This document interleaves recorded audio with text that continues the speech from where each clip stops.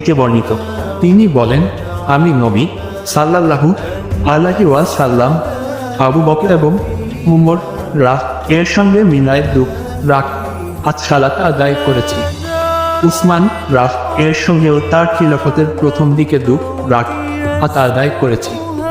অতঃপর তিনি পূর্ণ সালাত আদায় করতে লাগলেন। হাদিসের মান সহিহ হাদিস।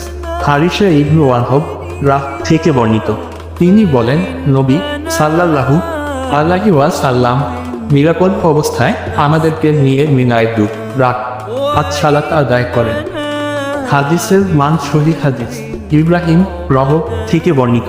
আমি আব্দুর রহমান ইবনু ইয়াজিদ কে বলতে শুনেছি, উসমান ইবনু আফফান আমাদেরকে নিয়ে মিনায় 4 সালাত আদায় করেছেন।